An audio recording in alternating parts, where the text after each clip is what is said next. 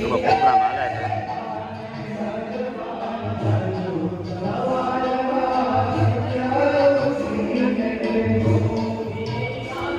બધી ભગવાનને પસંદીની વસ્તુઓ છે.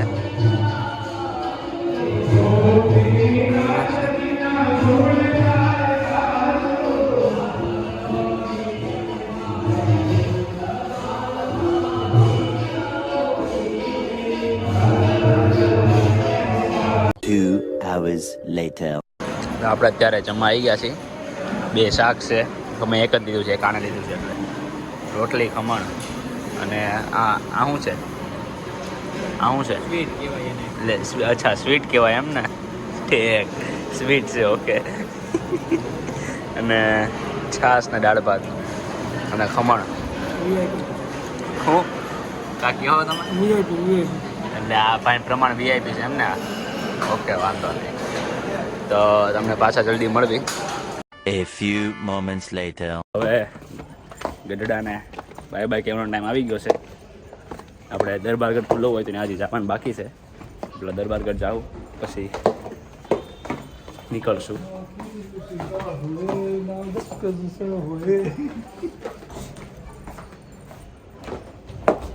આના દાદા ખાચરનો દરબારગઢ છે.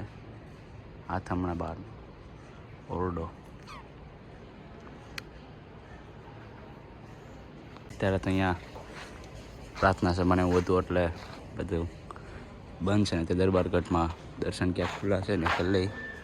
અને આ લીંબચરું છે જ્યાં ભગવાન બેહતા અને કથા કરતા વચરામૃત બોલતા.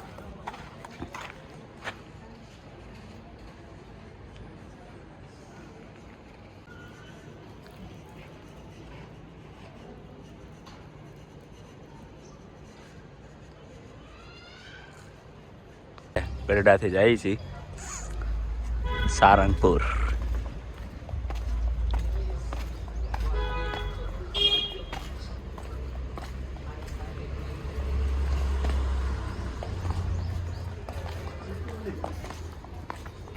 One hour later.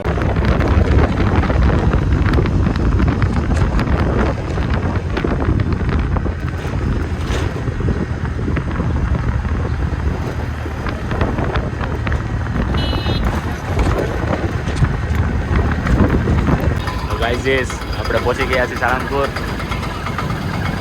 આ ગેટ. અરે બસ આવી ગઈ બાજુમાં. સારંગપુરના કિંગના તમને દર્શન થઈ શકે છે. હમણાં આપણે આગળથી કરાવી. બહુ ટાઈમ પછી સારંગપુર આવ્યા છે. ઘણું ડેવલપ થઈ ગયું છે. અરે આપણા કિંગ ઓફ સારંગપુર.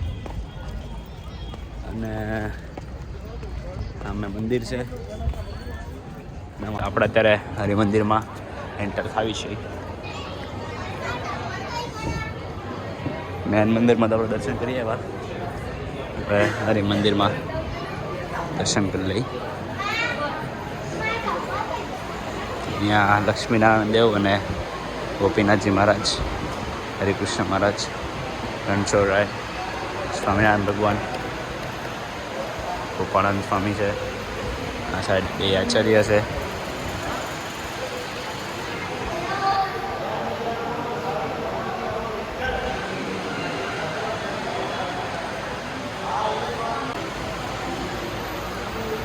ગાડું છે આપણું પ્રસાદનું. અને આ પથ્થર ઉપર બેસીને સ્વામિનારાયણ ભગવાન સ્નાન કરતા. ગાઈઝ અત્યારે બીજા બદલાવે છે. એ તો બદલાય ગયો મારા ખ્યાલ પ્રમાણે તો કદાચ.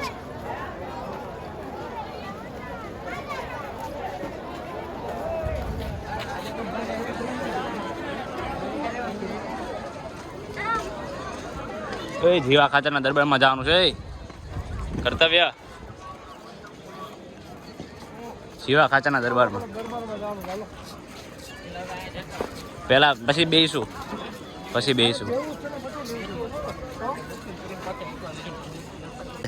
આ છે જીવા ખાચરનો દરબાર.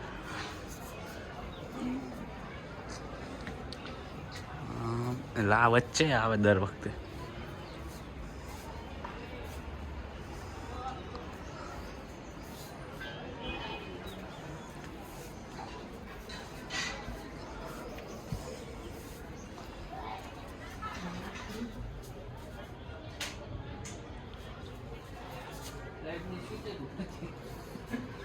તો આપણે સારંગપુરથી પણ નીકળીએ છીએ.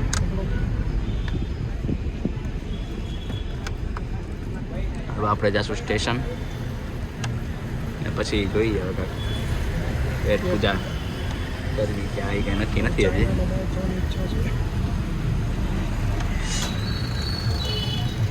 A few moments later. તો ગાઈઝ આપણે બોટાદ જંકશન પર આવી ગયા છીએ અને આ સ્ટેશન તમે જુઓ આપણા સુરત કરતાં પણ સારું સ્ટેશન છે.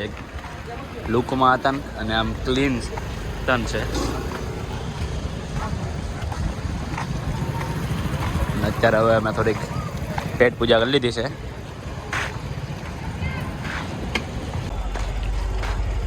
જોઈ શકો છો જોરદાર સ્ટેશન છે આ. સુરતથી સારું છે અને અહીંયા આટલું બધી ગંદકી પણ નથી, આમ સ્વચ્છ છે બધું. બોટાદ આપણે સ્ટેશનમાં એન્ટ્રી કરી ચૂક્યા છીએ. હજી આપણી ટ્રેન કેટલા વાગ્યાની છે?